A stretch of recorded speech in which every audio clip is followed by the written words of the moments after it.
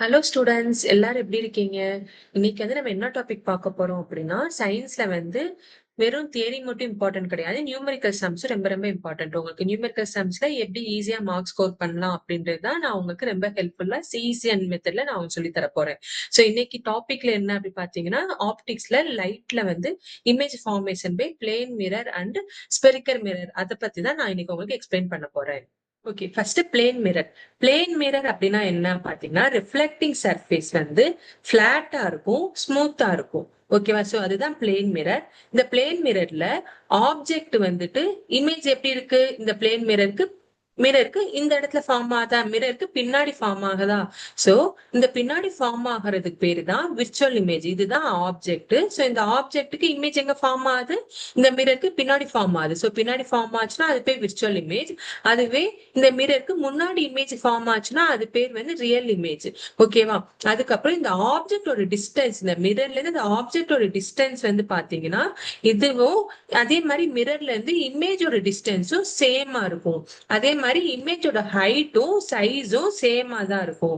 அதே மாதிரி இதுல வந்து லேட்ரலி இன்வெர்டடா இருக்கும். லேட்ரலி இன்வெர்டட் அப்படின்னா என்னன்னு பாத்தீங்கன்னா, இப்ப நீங்க இப்ப உங்க வீட்டுல கண்ணாடி முன்னாடி நிக்கிறீங்கன்னா உங்களோட ஹைட்டும் சைஸும் சேஞ்சஸா இருக்குமா? அப்படியே தான் தெரியும். நீங்க எப்படி இருக்கீங்களோ அதே மாதிரி தெரியும். பட் லேட்ரலி இன்வெர்டடா காமிக்கும். அதாவது நீங்க லெஃப்ட் ஹேண்ட் ரைஸ் பண்ணீங்கன்னா ரைட் ஹேண்ட் ரைஸ் பண்ற மாதிரி இருக்கும். அதே மாதிரி ரைட் ஹேண்ட் ரைஸ் பண்ணீங்கன்னா லெஃப்ட் ஹேண்ட் ரைஸ் பண்ற மாதிரி இருக்கும். அது பேரு தான் லேட்ரலி இன்வெர்டர்.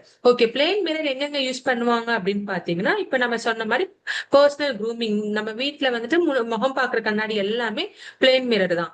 அதே மாதிரி வந்துட்டு சேஃப்டி மிரர்ஸ்லயும் வந்துட்டு பிளேன் மிரர்ஸ் தான் யூஸ் பண்ணுவாங்க. பெரிஸ்கோப்ல பிளேன் மிரர் யூஸ் பண்ணுவாங்க. அதே மாதிரி ஆப்டிக்கல் இன்ஸ்ட்ருமெண்ட்ஸ் எல்லாத்துலயுமே பிளேன் மிரர் யூஸ் பண்ணுவாங்க. ஓகே, நம்ம நெக்ஸ்ட் டாபிக் என்ன பார்க்க போறோம்னா ஸ்பெரிக்கல் மிரர். ஸ்பெரிக்கல் மிரர்ல பாத்தீங்கன்னா அதோட ரிஃப்ளெக்டிங் சர்ஃபேஸ் வந்து கர்வ்டா இருக்கும். It is a part of a sphere. Spherical mirror வந்து டூ டைப்ஸ். ஒன் வந்து கான்கேவ் மிரர். கான்கேவ் மிரர் அப்படின்னா என்ன பாத்தீங்கன்னா, ரிஃப்ளெக்டிங் சர்ஃபேஸ் வந்து பாத்தீங்கன்னா curved inward. So curved inward அப்படின்னா என்னன்னு பாத்தீங்கன்னா, வீட்டுல எல்லாரும் குழம்பு கண்டி பார்த்திருப்பீங்க. குழம்பு கண்டி எப்படி இருக்கும்? ஒரு பக்கம் குழியா இருக்கும், ஒரு பக்கம் அப்படியே ஆப்போசிட் பக்கம் அப்படியே மேடா இருக்கும் இல்லையா? அந்த குழியில பட்டு ரிஃப்ளெக்ட் ஆகிறது தான் கான்கேவ் மிரர். இங்க பாருங்க, இந்த இமேஜ், இந்த ஆப்ஜெக்ட்டுக்கு இந்த ஆப்ஜெக்டோட இமேஜ் எப்படி ரிஃப்ளெக்ட் ஆகுது? இந்த குழியில பட்டு ரிஃப்ளெக்ட் ஆகுதா? நான் பிளேன் மிரருக்கு என்ன சொன்னேன்? இந்த ஆப்ஜெக்ட் எப்படி ஃபார்ம் ஆச்சு? இந்த மிரருக்கு பின்னாடி விழுந்துச்சா? அது விர்ச்சுவல் இமேஜ் சொன்னேன்னா, மிரருக்கு முன்னாடி விழுந்துச்சுன்னா ரியல் இமேஜ். அதுல வந்துட்டு ஹைட் அண்ட் சைஸ் வந்து சேமா இருக்கும்னு சொன்னேன். இதுல வந்துட்டு ஹைட் அண்ட் சைஸ் வந்து சேமா இருக்காது. அதே மாதிரி கான்கேவ் மிரர்ல வந்துட்டு இந்த ஆப்ஜெக்டோட டிஸ்டன்ஸ் பொறுத்து இதுல விர்ச்சுவல் இமேஜ் ஃபார்ம் ஆகும், ரியல் இமேஜ் ஃபார்ம் ஆகும். இப்ப இந்த ஆப்ஜெக்ட் இங்க வச்சிருக்கப்ப எனக்கு ரியல் இமேஜ் ஃபார்ம் ஆகுது. இதே ஆப்ஜெக்ட் வந்து நான் இப்ப இந்த க்ளோசர் டு மிரர் கொண்டுட்டு வரேன், எனக்கு விர்ச்சுவல் இமேஜ் ஃபார்ம் ஆகுதா? இப்போ இதுல இன்னொரு பாயிண்ட் என்ன பாத்தீங்கன்னா, ரியல் இமேஜ் ஃபார்ம் ஆறப்ப இமேஜ் எப்படி இருக்கு? இன்வெர்டடா இருக்கு, தலைகீழ இருக்கா? அதுவே வந்து விர்ச்சுவல் இமேஜ் ஃபார்ம் ஆறப்ப இமேஜ் வந்துட்டு ஸ்ட்ரைட்டா டைரக்டா தெரியுதா, எரெக்டா தெரியுதா? சோ இதுதான் வந்துட்டு கான்கேவ் மிரர்ல யூஸ் பண்றாங்க. சோ கான்கேவ் மிரர் அப்ளிகேஷன்ஸ் எங்க யூஸ் பண்றாங்க அப்படின்னு பாத்தீங்கன்னா, இப்ப கார்ல வந்துட்டு போறப்ப ஹெட்லைட், இப்ப நமக்கு வந்து வெளிச்சம் வேணும் இல்லையா? இப்ப நைட்ல எல்லாம் வெளிச்சம் வேணும்ன்றதுக்கு ஹெட்லைட்ல யூஸ் பண்ற மிரர்ஸ் வந்து என்னது?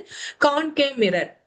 ஓகே, அடுத்து வந்து கான்வெக்ஸ் மிரர் பாத்தீங்கன்னா, இப்ப இந்த இதுல வந்து ரிஃப்ளெக்டிங் சர்ஃபேஸ் எங்க எங்க இருக்கு? Curved outward. இப்ப நான் சொன்னேன் இல்லையா, கரண்டில குழியில பட்டு ரிஃப்ளெக்ட் ஆறது கான்கேவ் மிரர். அதுவே கரண்டி அந்த வீக்கமா இருக்கும் இல்லையா, அந்த மேடு மாதிரி இருக்கிறதுல பட்டு ரிஃப்ளெக்ட் ஆகுறது வந்து கான்வெக்ஸ் மிரர். ஓகே ஸ்டூடெண்ட்ஸ், இதுல வந்து பாத்தீங்கன்னா இமேஜ் எப்படி ஃபார்ம் ஆகுது?